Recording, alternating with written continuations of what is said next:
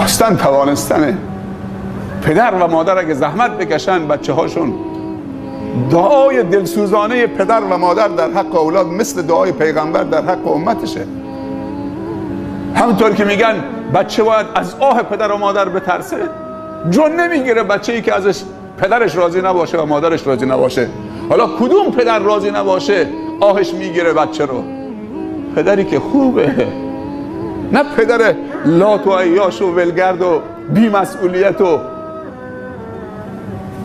بی تقوا. پدری که واقعا پدره، وظیفه‌شو درست انجام داده، اون آهش آهه و اون دعاش دعاست. پس عزیزان تلاش بکنیم که بالاخره این فرصت ها رو غنیمت بشماریم. اگر من و تو خوبیمون تو این ماه رقم بخوره و توبهمون به درگاه خدا قبول بشه و خدا مهر قبولی رو بر ما و شما تو همین ماه بزنه، آثارش تو بچه هاتون میبینید. خیلی وقتا بچه ها با نصیحت عوض نمیشن، چون پدر توبه نکرده. گناه پدر زیر مجموعه رو میسوزونه، گناه عالم زیر مجموعه رو میسوزونه، گناه حاکم زیر مجموعه رو میسوزونه، گناه دبیر، مدیر، مسئول زیر مجموعه رو میسوزونه، گناه صاحب شرکت، همه کسانی که پهلوش کار میکنن میسوزونه. بعضی گناه های فردی نیست. اگر بچت گناه کرد فرده، ولی اگر پدر گناه کرد کل اولادش و همسرش و اعضای خانوادهش به گناه پدرشون میسوزن، چون الناس علی دین ملوکهم. پس توبه پدرم توبه عادی نیست.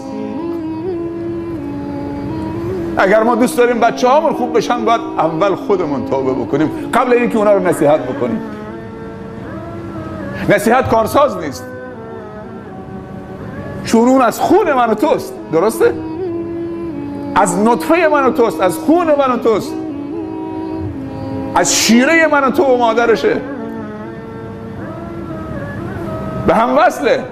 درسته لوله نافش قطع شده، رو پای خودش داره راه میره، ولی نطفه پدر و مادر تو بدنشه. هر وقتی که نیت پدر پلید میشه رو اونم تأثیر میذاره. اگر میبینید که فرزندی صالح پدرش ناصالحه، اون دیگه قدرت خداست.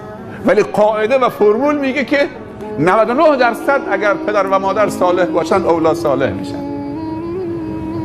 1% خداوند میخواد قدرت نمایی بکنه اینجا که من میتونم از مرده زنده درست بکنم، میتونم بدون پدر و میتونه بدون مادر و میتونه بدون پدر و مادر اولاد درست بکنه، انسان درست بکنه.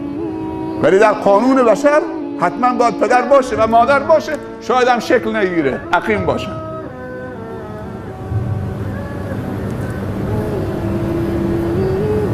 از اولاد نخواهیم که خوب بشن، چون یک نصیحت لفظی و کلامی داریم و یک الگو و نصیحت رفتاری داریم. بابا سیگار تو دستشه، میگه پسرم ناکو، حالا من سیگار میکشم تو نکشی ها. این لفظش میگه نکشی، ولی الگوی رفتاری نداره. میگه حرف بابام الکی دروغه، چرا خودش میکشه؟ ناکو چی جست گرفته؟ از یک پسری سوال کردن، 20 ساله که معتاده. سوال کردن از چند ساله معتاد شدی؟ گفت 10 سالگی. گفت اولین اعتیادت با چی بود؟ گفت با ته سیگار بابام. اول با ته سیگار بابام شروع کرده، تا تزریق هم رفتم. بابا این بده اون بده این بده، فایده نداره.